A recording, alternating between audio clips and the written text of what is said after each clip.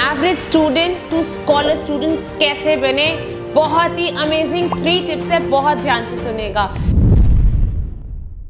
Tip number 1, it's not important कि 6, 7, 8 की class या 9th की क्लास आपकी बहुत बेकार गई, आपके मार्क्स अच्छे नहीं आए तो 10th के बोर्ड्स में भी नहीं आएंगे। गाइज ऐसा कुछ नहीं होता। मैंने अपने सामने ऐसे कितने स्टूडेंट्स अपने रिलेटिव में, फ्रेंड्स, कजन्स में देखे हैं जो 6, 7, 8, 9 में बिलो एवरेज स्टूडेंट थे, बट 10th में जब उनको रियलाइज़ होते हैं नहीं यार ये जो एग्ज़ाम है ना, इसकी जो मार्क्स हैं वो लाइफ लॉन्ग काउंट होते हैं, या बोर्ड एग्ज़ाम में मुझे अच्छा स्कोर करना है, या उनको एक वो रिस्पॉन्सिबिलिटी फैक्टर, वो रियलाइजेशन फैक्टर आता है नहीं यार अब ज़िंदगी में पढ़ना ज़रूरी है, लाइफ पढ़ने से ही बनती है।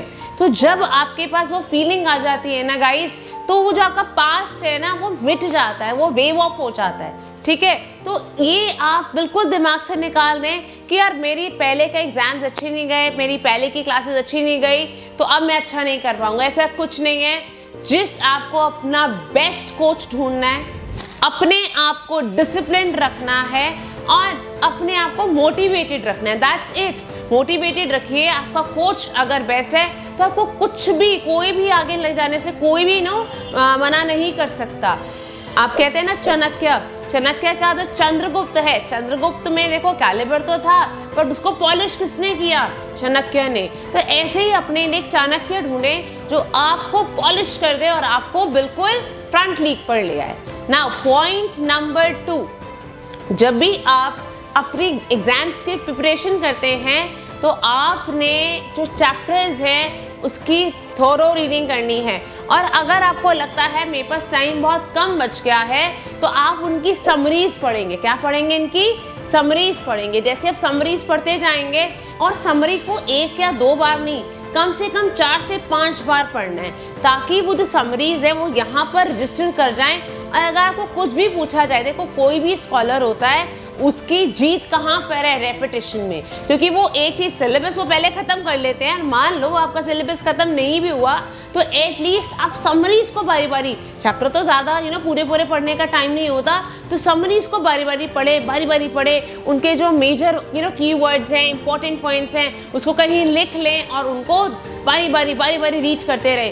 तो एट दी एंड जब आप आंसर्स लिखने लगोगे तो आपको वो वर्ड्स, वो फ्रेजेस, वो कीवर्ड्स वो कहीं ना कहीं आपको स्ट्राइक करेंगे और आपका आंसर इम्प्रेसिव बनेगा ही बनेगा, और आपके मार्क्स कोई भी लाने से रोक नहीं सकता। नाउ नेक्स्ट आपका जो आपने चीज़ जो याद रखनी है वो है टाइम टेबल। यार देखो ऑब्वियसली जब हम पहले नहीं पढ़े और अब टाइम टेबल बना के पढ़ना पड़ता है तो थोड़ा सा तो मुश्किल लगता है। हम टाइम टेबल को फॉलो भी नहीं कर पाते हैं जैसे हमने बनाया होता है।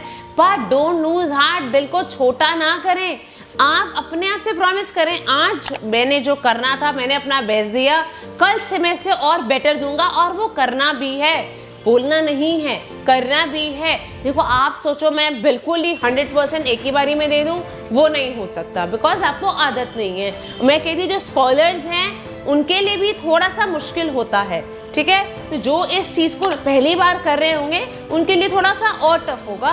तो जब आप टाइम टेबल बनाते हैं उसके ऊपर चलने की कोशिश करें। जो आपका फर्स्ट डे था उस आपका, फिर उसके बाद सेकंड डे आता है, वो फर्स्ट डे से बेहतर होना चाहिए। फिर आप जब थर्ड डे पे जाएंगे तो वो फर्स्ट और सेकंड से बेहतर होना चाहिए। तो वो आपके गोल्स को मैच करना चाहिए, आपके टारगेट को मैच करना चाहिए। अगर आपने देखो productive and non productive hours होती है, ये 2 तरह के आवर्स का जो आपने है ना एक लिस्ट ज़रूर बनानी है। ये मेरे 24 घंटे में से प्रोडक्टिव आवर्स थे, ये 24 घंटे से मेरे नॉन प्रोडक्टिव आवर्स थे।